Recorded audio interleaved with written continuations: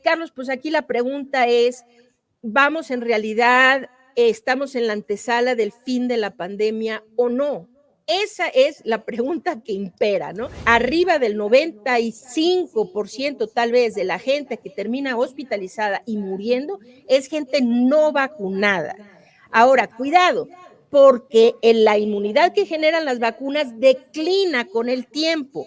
Lo que ha pasado en México es realmente algo patético, de que no se ha hecho una campaña adecuada de vacunación, pero solo el 29.1% de la población ha recibido un refuerzo.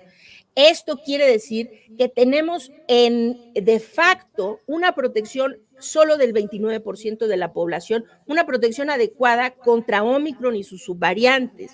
Se requieren los refuerzos a partir de los 12 años de edad y esto no está ocurriendo en nuestro país. Los tribunales han estado negando los amparos en el rango de edad de 5 a 11 años con la excusa de que COFEPRIS no había aprobado la aplicación de las vacunas en ese rango de edad.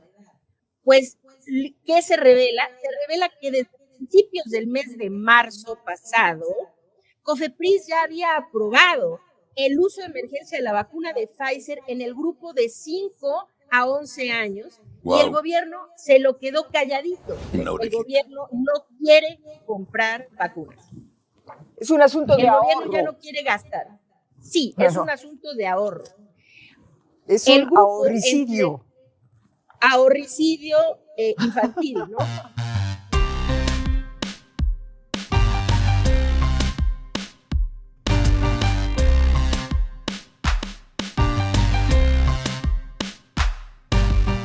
Buenos días, amigos. Bienvenidos al programa de Pascua de Atypical y de Desayunando con la dama de hierro, Betty Pajés. ¿Cómo estás? Mi querido Carlos, ¿no nos fuimos de vacaciones? ¿Trabajamos? No, qué tonto. Creo que nuestro amigo, el abogado de hierro, Javier Lozano... debe estar en el sol de Cancún o por ahí, feliz de la vida.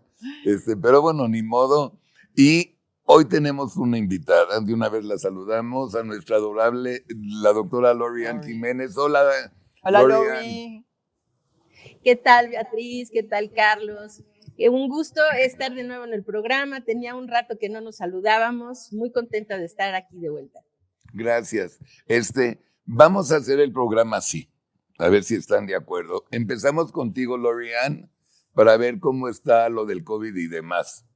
Y luego seguimos Betty y yo con los temas políticos, que tenemos realmente tres: lo de la marcha, que fue un ridículo, lo de los ministros, el voto, ajá. Y asuntos generales, si nos vamos. Muy bien, adelante. Sean de vacaciones aquí arriba. A la azotea. Sí.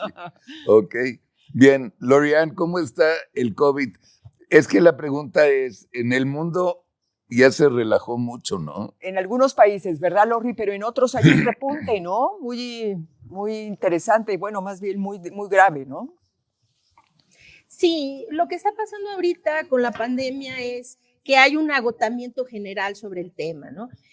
Los gobiernos han empezado, muchos gobiernos, por ejemplo, en Europa, esto lo inició Dinamarca, en donde dejó atrás casi todas las medidas preventivas contra la transmisión del virus. Gran Bretaña, Reino Unido, que ya lo había hecho un par de veces con muy malos resultados, volvió a hacer lo mismo, que es levantar todas las medidas obligatorias contra la transmisión del virus, como el uso del cubrebocas, la vacunación obligatoria, el cuidar los aforos en espacios públicos, etcétera, etcétera, ¿no? Entonces, esta parece ser la tendencia ahora, que los gobiernos empiezan a relajar medidas y a querer hacer de cuenta que la pandemia ha terminado, cuando realmente no es así. Han pecado muchos, incluyendo Estados Unidos, incluyendo Canadá, los países de Sudamérica y desde luego nosotros, ¿no?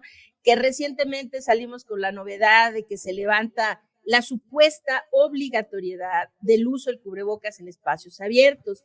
Ahora es un tema que los políticos han querido usar para colgarse una medallita y que la gente les aplauda, pero es algo tan ridículo porque no se acuerdan, tal vez, que en este país el uso del cubrebocas jamás fue obligatorio. Es decir, el propio presidente de la República reiteró un sinnúmero de veces, ¿no? Prohibido prohibir, y en este país no vamos a hacer obligatoria esa payasada, así le llamó, ¿no? Hace mucho tiempo que se hizo obligatorio durante la epidemia de influenza H1N1 años atrás y qué sé yo, ¿no? Bueno, en fin, se empiezan a relajar medidas, pero ¿cuál es la realidad de la pandemia? La realidad en este momento es que estamos en un punto de gran incertidumbre. Hay países que han repuntado de una forma realmente muy alarmante, como por ejemplo Corea del Sur, Nueva Zelanda, Australia, y Hong Kong, desde luego. Han tenido índices de letalidad muy, muy altos, alarmantemente altos, y hay que ver qué es lo que está ocurriendo en estos países. Sobre todo Hong Kong tuvo una mortalidad tan alta por esta ola que se dio por la variante Omicron, y es porque en su población el grupo de mayores de edad, de los adultos mayores, quiero decir, no estaba adecuadamente vacunado. Y entonces tuvieron una mortalidad altísima en este grupo de adultos mayores. Y así ha ido sucediendo. Ahorita en Reino Unido, el repunte de hospitalizaciones ya excedió el repunte que tuvieron en su ola Omicron inicial. En este momento, la variante que está aquejando en Europa, en Asia, y que ya se dispersa aquí en México y en el resto de Norteamérica, es la subvariante BA2 de Omicron. Entonces, Carlos, pues aquí la pregunta es, ¿vamos en realidad, estamos en la antesala del fin de la pandemia o no? Esa es la pregunta que impera, ¿no? ¿Es la antesala del fin de la pandemia, sí o no? Y la respuesta... es lo que te iba a decir, ¿no la puedes contestar? Bueno, puedo hacer, puedo dar mi opinión profesional al respecto, ¿no? Y mi opinión profesional es esto, que ahorita no podemos cantar victoria y decir que estamos llegando al fin de la pandemia cuando tenemos la incertidumbre de qué nuevas variantes del virus vendrán. Es decir, ahorita, como prosiga la pandemia, depende de una triangulación, de tres cosas en especial. Uno es, ¿cuál es la cobertura efectiva de vacunación que se tiene, particularmente en los grupos más vulnerables? En el otro vértice es qué variantes están aquejando en ese momento, cuáles son las variantes que se propagan de forma predominante en ese momento. Y en el tercero es cuál es el comportamiento de la población. Entonces, si queremos ahorita las subvariantes de Omicron, mientras que deben ser vigiladas y desde luego que preocupan, como BA2, y ahora se han descrito algunas variantes de linajes recombinantes que combinan BA1 con BA2 o BA1 con Delta, etcétera, etcétera. Esto hay que vigilarlo, desde luego, pero difícilmente vendrá una ola similar a la que tuvimos previa, la ola Omicron primera, porque Omicron pasó dejando infecciones masivas en la población y eso generó inmunidad. Entonces, las subvariantes y las recombinaciones finalmente siguen siendo Omicron y tenemos inmunidad contra Omicron. Entonces, aquí el problema sería que viniera una variante que se diera otro fenómeno como Omicron.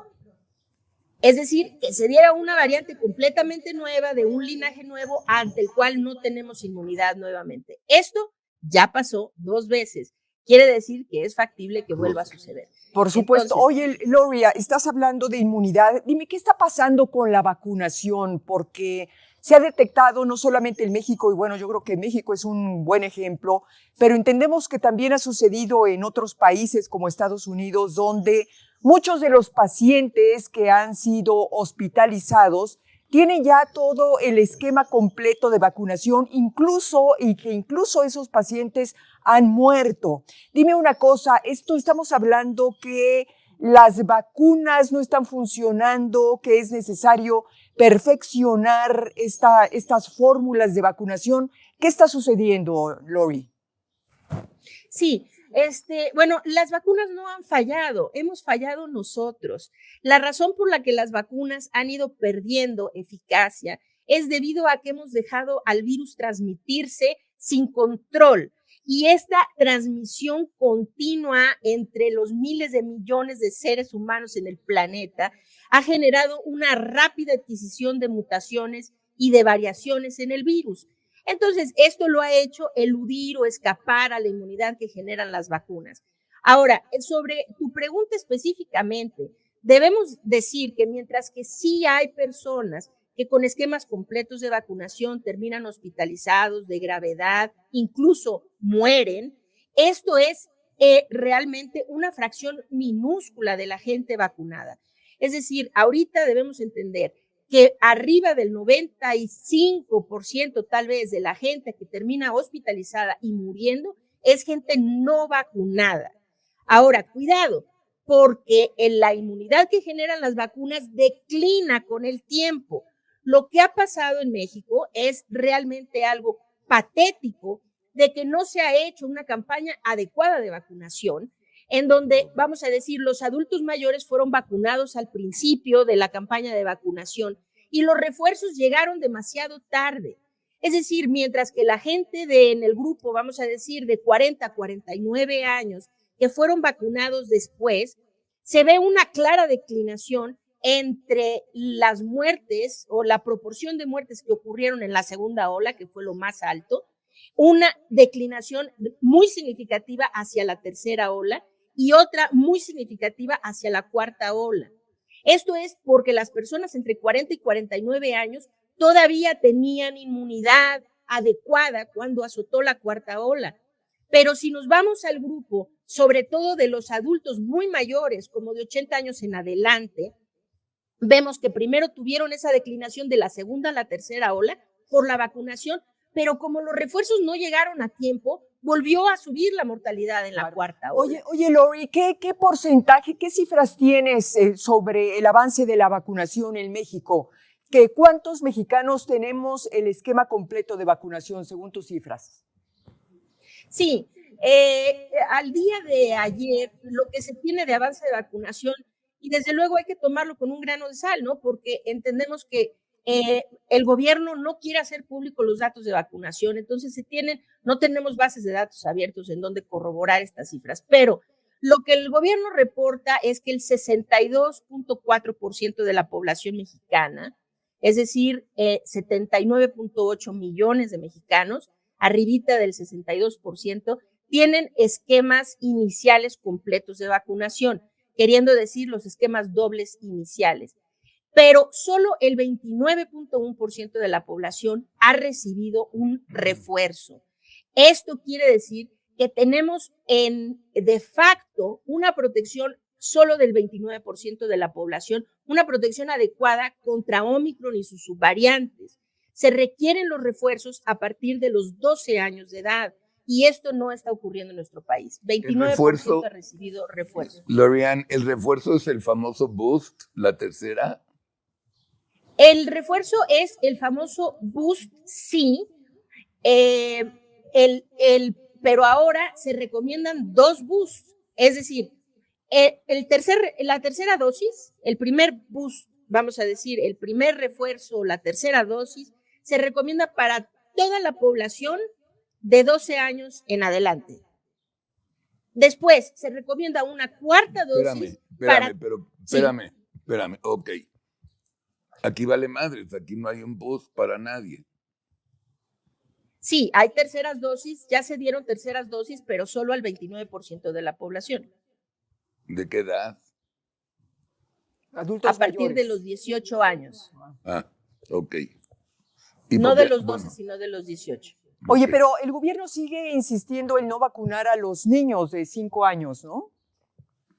Bueno, el gobierno sigue insistiendo en no vacunar a los menores de edad más que los de 15 a 17 años, que es una reverenda necesidad. Es decir, la vacuna de Pfizer, desde que se autorizó por primera vez, estaba autorizada a partir de los 16 años. ¿Por qué el gobierno arbitrariamente decidió que iba a brincarse a los de 16 y 17 años? Quién sabe, ¿no? Es decir, empezó a vacunar solo de 18 años en adelante. Ahora, en junio del año pasado salió la autorización para vacunar de 12 a 17 años, es decir, cubrir de 12 a 17 menores de edad, los cuales no se vacunaron, sino que el gobierno hizo como un atole con el dedo, como la gente se quejó mucho porque no habían vacunas para menores de edad, entonces hizo como un parchecito, que fue decir, ok, vamos a vacunar a los de 15, 16 y 17. Pero ¿cuál es el criterio científico de decir, sí vacuno a los de 15 a 17, pero no a los de 12 a 14? No hay un criterio en realidad para esto. Es decir, la letalidad en el grupo, vamos a decir, en los niños, ahora se sabe en México, la letalidad de los de 12 años supera a la de los 16. Entonces, ¿por qué elegir a este grupo y no a los de 12? Es realmente un misterio. Pero lo que ha hecho nuestro gobierno es vacunar de 15 en adelante y solamente los que tienen comorbilidades de 12 a 14. ¿Sí? ¿Pero lo va a hacer y el ahora, gobierno? ¿Lo va a hacer el gobierno o no? No, no han dicho que lo van a hacer. O sea, ya están vacunando de 12 a 14 niños y niñas con comorbilidades, pero menores de edad sanos solamente de 15 a 17 años. Pfizer, Ahora, Pfizer ya sacó la vacuna de 5 años. El FDA lo acaba de aceptar. No, eso tiene tiene mucho tiempo. Es decir, Pero en todo el mundo ya se vacunan niños de 5 en adelante. El escándalo, déjenme contarles, que el escándalo enorme que ocurrió aquí la semana pasada es que han habido muchas familias pidiendo amparos, para vacunar a la población de 5, a los menores de 5 a 14 años, ¿no? Entonces, los tribunales han estado negando los amparos en el rango de edad de 5 a 11 años con la excusa de que COFEPRIS no había aprobado la aplicación de las vacunas en ese rango de edad. Pues, ¿qué se revela? Se revela que desde principios del mes de marzo pasado, COFEPRIS ya había aprobado el uso de emergencia de la vacuna de Pfizer en el grupo de 5 a 11 años, y el gobierno se lo quedó calladito. Es decir, seguían negando los amparos con la excusa de que no había autorización, Lori? Ya estaba dada. A ver, Lori, explícanos esa esquizofrenia. ¿Por qué el gobierno no quiere aplicar vacunas a menores de edad? Explícanos. Eso es un infanticidio. Sí, es correcto. Y nos falta todavía, la que están a punto de aprobar es Pfizer y Moderna para el grupo de 6 meses a 4 años. Vamos atrasadísimos. O sea, cuando hagan esa aprobación, nos faltará ese grupo, más el de 5 a 11, más el de 12 a 14. Es un absurdo. ¿Por qué? Beatriz pregunta por qué. La respuesta es muy clara. El gobierno no quiere comprar vacunas. Es un asunto de ahorro. El gobierno ya no quiere gastar. Sí, es un asunto de ahorro. Es un ahorricidio. Ahorricidio infantil, ¿no? Infanticidio. El grupo de 5 años a 11 requiere una vacuna de Pfizer diferente, que es la vacuna pediátrica de Pfizer. Resulta que nuestro gobierno no ha tenido a bien comprar dosis de la vacuna pediátrica de Pfizer. Entonces, a pesar de que COFEPRIS está aprobada la vacuna en ese rango de edad para aplicarse en nuestro país, el gobierno se niega a comprar las vacunas pediátricas, por ende no hay cómo vacunar a los niños en ese rango de edad. ¿Es culpa del imbécil? ¿Es culpa del imbécil de López-Gatell? O del secretario de Salud, que dice que ni a sus nietos, que sus nietos no los iba a vacunar. Bueno, yo creo que es culpa, con todo respeto, yo creo que esto es culpa del presidente de la República. Es decir, él da la instrucción de ya no vamos a gastar más en vacunas. A ver, Hugo, ¿cómo le haces para justificar que vamos a brincarnos los refuerzos de 4ª dosis para todos los adultos mayores? ¿Cómo haces para justificar que vamos a brincarnos que solo el 29% de la población tiene refuerzos? ¿Y cómo le haces para justificar que no vamos a vacunar a los niños más que los de 15 en adelante? Y López-Gatell, siendo pues realmente el lacayo más fiel de nuestro señor presidente, pues hace lo que él dice y pone en riesgo su mismo prestigio profesional y sale con necedades como los niños no necesitan vacunas. Es decir, pues los niños evidentemente necesitan vacunas lo mismo que los adultos. Esta es una enfermedad potencialmente letal. Sí. Hablando así en números muy, muy claros, en nuestro país han muerto más de 1,500 menores de edad de COVID-19, muertes que pudieron prevenirse de haber estado vacunados esos niños. Oye, Lori, tú hiciste un excelente libro donde pues desnudas todas estas, toda esta irresponsabilidad, ineptitud por parte del gobierno para manejar correctamente la pandemia, para combatirla. Dime una cosa, ¿cómo te explicas ahora que después de ese enorme protagonismo de Hugo López-Gatell ahora esté prácticamente desaparecido? Y no se diga del secretario de Salud, que tal parece que no existe. Sí existe, se llama Andrés Manuel López Obrador. Bueno, pero ¿cómo te explicas tú esa ausencia de las autoridades de salud en todos los sentidos? Bueno, creo que es un reflejo de la forma como el gobierno de nuestro país se está llevando en general, ¿no? Se lleva mal muchas partes del gobierno y la parte de salud, lamentablemente, ha sido la que se ha llevado quizá peor de todas, ¿no? Entonces, desaparecer a López-Gatell, ahora López-Gatell y el secretario de Salud se les da a cada uno alrededor de unos 5 minutos los martes, en la conferencia mañanera de los martes, en donde se supone que es esa sección del pulso de la salud, y ellos, pues el secretario de Salud da números al aire de cuántos medicamentos han comprado y dice cosas tan absurdas como, bueno, ya compramos 1,500 millones de piezas de medicamentos y material de curación, ¿no? Bueno, ese número no significa absolutamente nada. 1,500 millones de ¿qué? De rollos de algodón, de cotonetes, de suturas, ¿de qué medicamentos? Es decir, sobre el denominador de cuánto. Es decir, son 1,500 millones, pero ¿cuánto se necesitaba, no? Es decir, dan números así al aire y le dan 5 minutos para hacer eso. Y después López-Gatell toma el micrófono, otros 5 minutitos, para justificar lo que se está haciendo mal en la pandemia, ¿no? Para reiterar que no es necesario vacunar a los niños.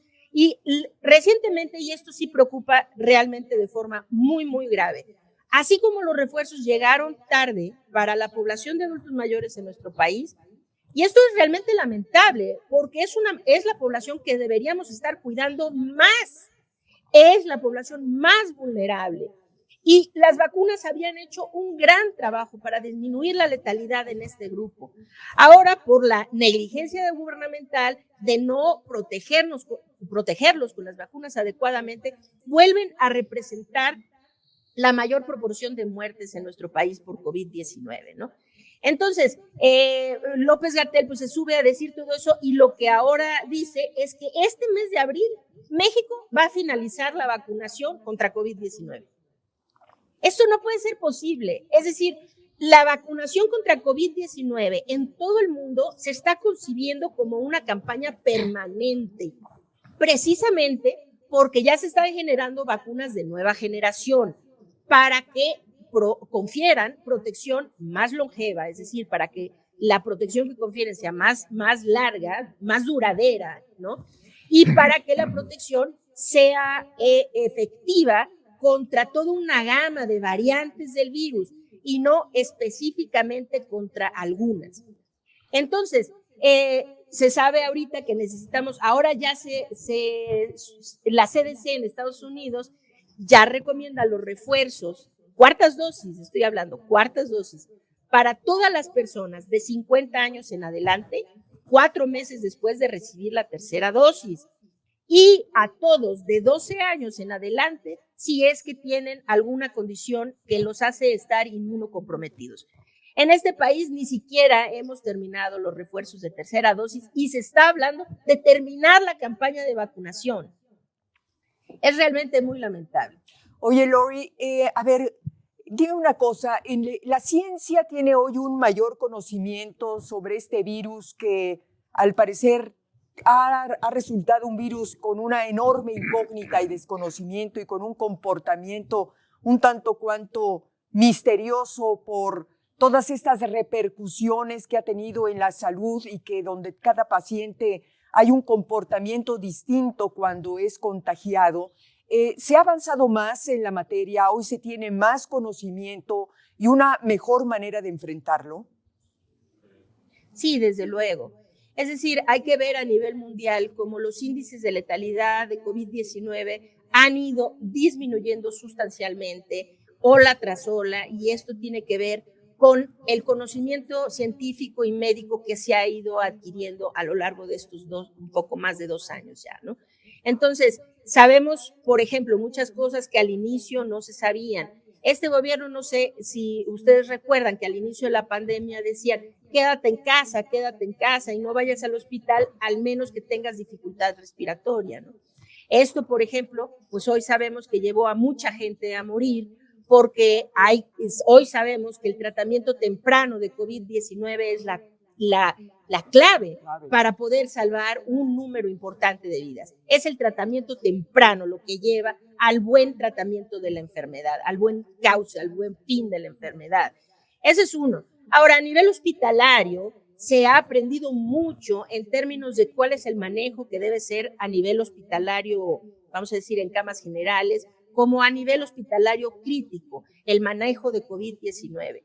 Ahora tenemos al alcance otro tipo de medicamentos, anticuerpos monoclonales, antivirales, que en México no tenemos disponibles, pero hay por lo menos un antiviral que se llama Paxlovid de Pfizer, que es realmente muy efectivo para disminuir la enfermedad severa y la muerte cuando se aplica de forma muy temprana, cuando se diagnostica de forma muy temprana la enfermedad. Yo ahora, te juro que, espérame, te interrumpo. Todo lo que claro. estás diciendo me da asco. Estoy a punto de vomitar, igual paro y me voy a vomitar. Pero antes de irme a vomitar, esto no pasaba ni con el PRI ni con el PAN. Eso sí te lo aseguro. Esto sí no pasaba. Todo lo que digan del PRI y del PAN me parece perfecto y tienen razón. Bueno, tienes pero razón. Esto no pasaba. Mira, tienes razón simplemente, y bueno, y Lori nos lo podrá confirmar, pero pues en México contaba con una política de vacunación extraordinaria, que además es una experiencia que no solamente que no fue tomada en cuenta por este gobierno, eliminada, sino que fue desechada, exacto, fue eliminada. Sí. Eso para mí es uno de los episodios más vergonzosos y creo que debemos ser más críticos en ese episodio en particular de cómo la pandemia ha sido manejada. México, siempre hemos tenido muchos problemas, claro que sí, nuestro sistema de salud, pueden decir misa, ¿no? El sistema de salud estaba muy deteriorado, llevaba décadas, bla, bla, bla, bla, bla. Sí, claro, todo eso, ok, lo aceptamos, muy bien. Pero había una cosa que México hacía muy bien, y eso era las campañas de vacunación nacional. Sí, sí. Es decir, se tenía toda una infraestructura de vacunación en donde éramos ejemplo a nivel mundial. Éramos ejemplo de la cobertura que logramos contra polio, contra sarampión, contra un montón de enfermedades infantiles. Si ustedes recuerdan, es decir, se hizo muy a la mexicana, pero muy efectivamente. Cada localidad sabía sus pormenores. No era lo mismo vacunar en sitios rurales que vacunar en sitios urbanos. Se sabía que para vacunar en Chiapas, pues ahí iban las enfermeras con sus hieleras, sus vacunas, para allá a la sierra, qué sé yo, a vacunar. Tenían la estrategia adecuada para vacunar ahí en esos poblados lejanos de Chiapas, como lo tenían para vacunar en la ciudad de Guadalajara o en Monterrey o en Ciudad de México, ¿no? Y cada localidad sabía hacer esto a su manera para lograr una cobertura muy amplia de vacunación. No sé si recuerdan que había la Semana Nacional de Vacunación, en los centros comerciales se ponía, vengan, vacunen a sus hijos, traigan sus cartillas, se hacía vacunación afuera de las escuelas, estaban las enfermeras en los parques vacunando.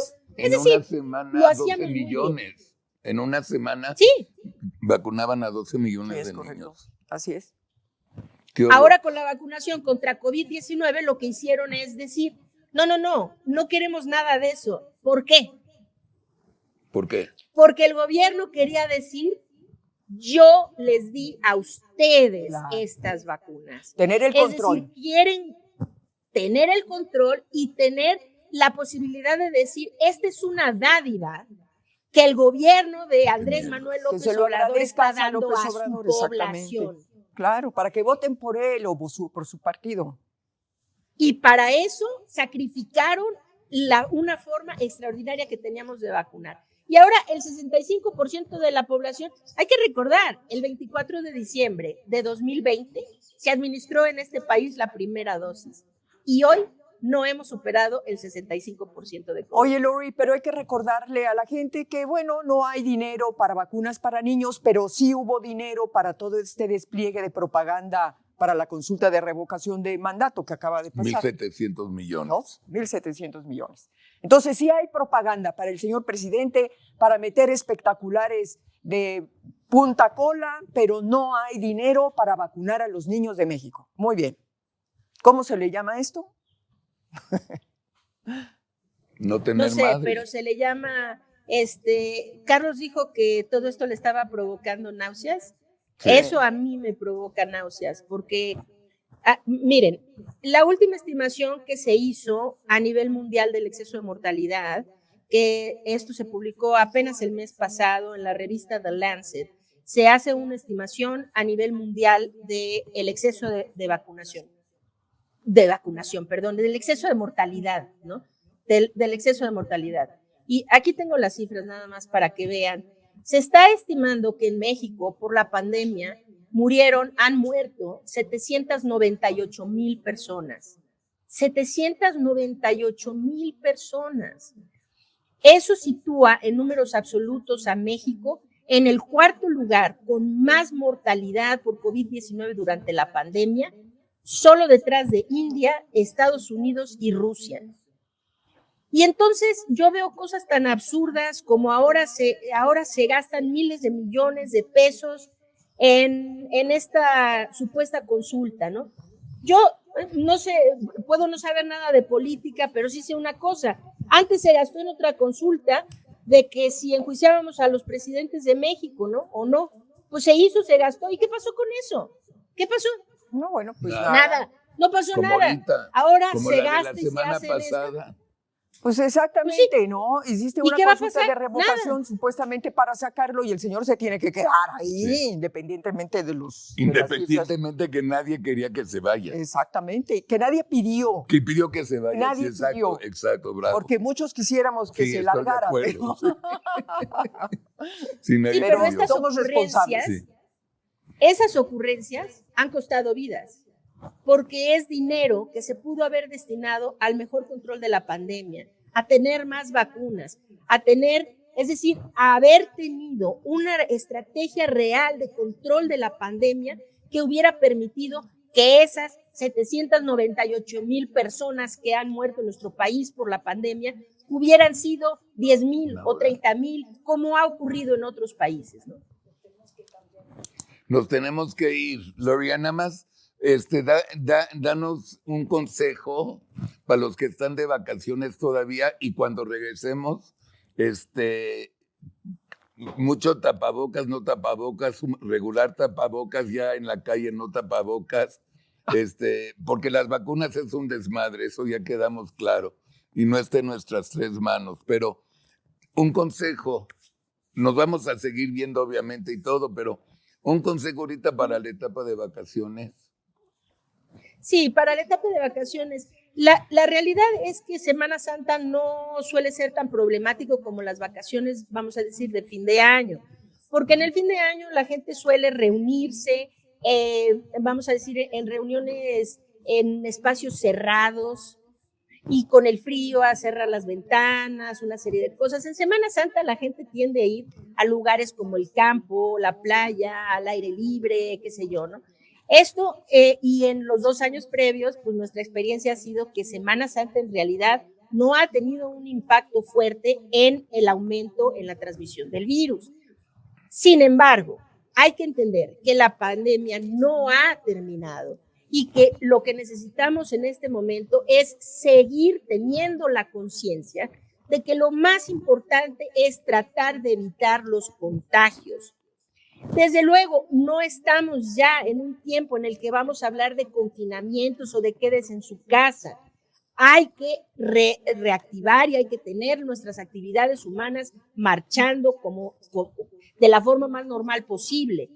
Pero hay que hacer esto disminuyendo el riesgo de contagio. Y para ello hay una herramienta que es la más económica, la más sencilla y la más útil para prevenir la transmisión del virus, y eso es un buen cubrebocas.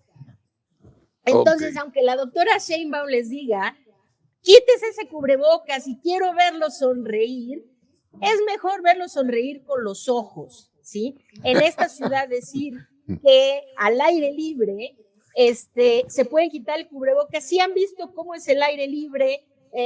Vamos a decir, cuando hay una aglomeración gigantesca en el Zócalo, en Coyoacán, en otras partes. Bueno, eso en un estadio, por ejemplo. Entonces, eso es aire libre, pero ahí el riesgo de contagio es altísimo.